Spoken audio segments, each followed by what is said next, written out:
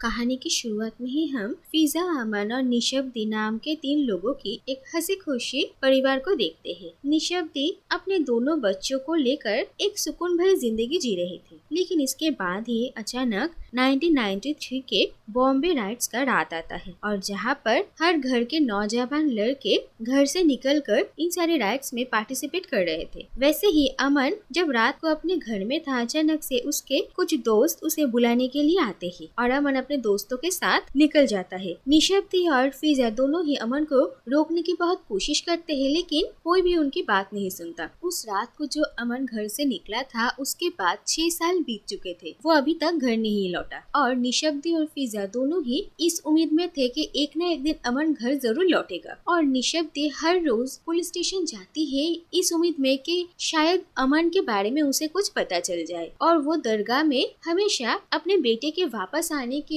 दुआ करती थी। दूसरी तरफ हम फिजा को देखते हैं, जो भी अपने भाई को लेकर बहुत चिंता में थी। और इतने साल बीत चुके थे, लेकिन फिर भी अभी तक अमन का कोई खबर नहीं था। इसीलिए अब फिजा तय करती है कि वो खुद ही कुछ करेगी अमन का सच जानने के लिए। और फिर फिजा एक एक करके कानूनी मदद, मीडिया, यहाँ तक के पॉलिटिशियंस से भी मिलती है, जिससे कि अमन का कोई खबर मिले। लेकिन हर कोई सिर्फ अपना अपना मतलब ही देख रहा था, और ये बात फिजा भी बहुत अच्छे से समझती है। इसके बाद फिजा अपना एक चेन बेचकर कुछ पैसों का इंतजाम करती है और फिर वो एक ऐसे पुलिस वाले का पता लगाती है जो कि उस दिन रात को अमन से मिला था। और फिर वो उस पुलिस ऑफिसर को कुछ पैसे देती है, जिसके बदले में वो पुलिस ऑफिसर फिजा को कहता है कि उस दिन रात को क्या हुआ था। दरअसल दंगे के वक्त अमन इस पुलिस ऑफिसर के पास दौड़ते हुए आया था, ये बताने के लिए कि उसके एक दोस्त की जान खतरे में है। और इस पुलिस ऑफिसर ने अमन की मदद करने की जगह उल्टा अमन को ही उल्टा सीधा सुना दिया है, और वो अमन को ये देश छोड़कर चले जाने के लिए कहते हैं। इसके बाद अमन वहाँ से निकलकर इधर उधर भागने लगता है और इसके आगे वो पुलिस ऑफिसर कुछ भी नहीं बता पाता। और ये सारी बातें सुनकर फिजा को बहुत गुस्सा आता है, लेकिन वो कुछ नहीं कर पाती है। दूसरी तरफ हम अमन की गर्लफ्रेंड शहनाज को देखते हैं, जो कि इतने सालों तक अमन के इंतजार में थी, लेकिन अब अपने घर वालों के दबाव की वजह से शहनाज को शादी करना पड़ता है। और फिजा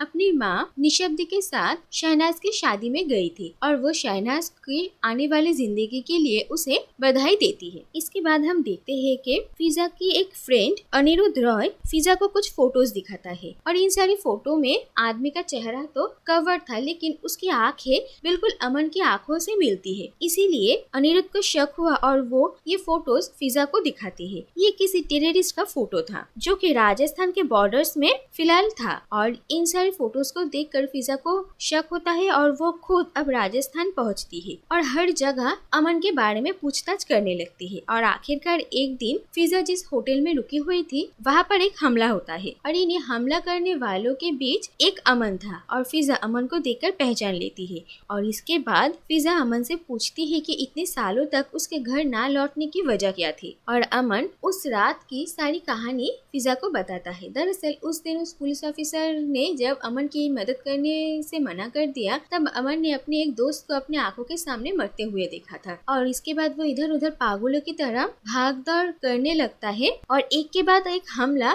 उसके ऊपर होता है, और सुबह तक वो बस इधर उधर भाग रहा था। और इसके बाद ही मुराद खान नाम के एक आदमी अमन को ऐसे भागते हुए देखते हैं और वो अमन को अपनी कार के अंदर खींच लेते हैं। और फिर मुराद खान ने ही अमन को जिंदगी का नया रास्ता दिखाया, और इसके बाद से ही अमन मुराद खान के ग्रुप में ही काम करने लगता है। और इसके बाद फिजा अमन को कहती है कि जो कुछ भी हो गया, अमन उसे भूलकर अब जिंदगी में आगे बढ़े और घर वापस लौटे, क्योंकि उनकी माँ अमन के घर वापस लौटने का इंतजार कर रही है। पहले तो अमन बहुत मना करता है, क्योंकि वो अब अपनी जिंदगी में बहुत आगे निकल चुका है और वापस से अपनी पुरानी जिंदगी में जाने का उसके पास अब कोई मौका नहीं है। लेकिन फिजा जोर जबरदस्ती अमन को अपने साथ घर लेकर जाना चाहती थी, लेकिन इसके बाद अमन के पास भागने का मौका भी था, लेकिन वो नहीं भागता और वो अपनी माँ से मिलने के लिए जाता है। और इतने सालों बाद निशब्दी अमन को देखकर बहुत खुश होती है, और फिर अमन धीरे धीरे नॉर्मल लाइफ में लौटने की कोशिश करता है। लेकिन इतने सालों के पुराने जख्म बार बार अमन को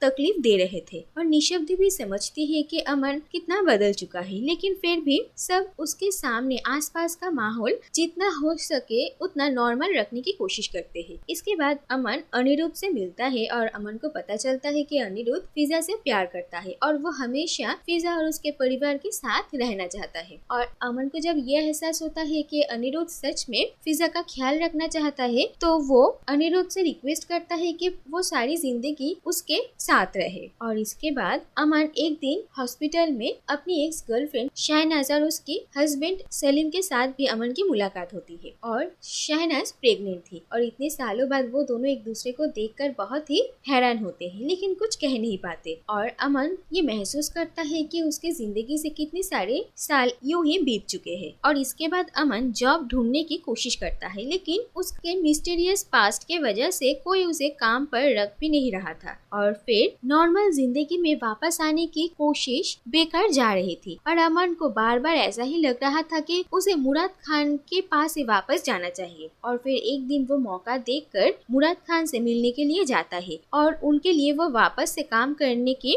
बात करता है। लेकिन मुराद खान अमन के ऐसे ग्रुप छोड़कर जाने की वजह से नाराज थे और इसीलिए वो अमन को फिर से ग्रुप में लेने के लिए मना कर, लेकिन अमन उनसे बहुत रिक्वेस्ट करता है। जो भी हो, इसके बाद हम देखते हैं कि अमन नोटिस करता है मोहल्ले के दो आवारा लड़के फिजा को तंग करते हैं। और फिर एक दिन अमन उन दोनों को मारता है और उनकी बाइक जला देता है। और इस बात का बदला लेने के लिए वो लोग पुलिस कंप्लेन करते हैं और पुलिस अमन को आकर अरेस्ट करती है। और वो दो लड़के अमन को बार बार उल्टा सीधा कह रहे थे और इसी वक्त अमन अपनी गन निकाल कर उन दोनों को वहीं पर ही शूट कर देता है। और अपनी दीदी और माँ के आंखों के सामने अमन ने दो लोगों को मार डाला था। और इसके बाद ही वो ये रियलाइज करता है कि यहाँ पर सच में उसका अब कोई जगह नहीं है। और फिर अमन यहाँ से भाग जाता है और पुलिस उसके पीछे पीछे जाती है। और निशब्दी अपने बेटे को ऐसे अपने आंखों के सामने खून करते हुए देखकर वो भी ये समझ चुके थे कि उनका अब पहला वाला वो अमन नहीं रहा, जिसके वजह से निशब्दी बिल्कुल टूट जाती है और वो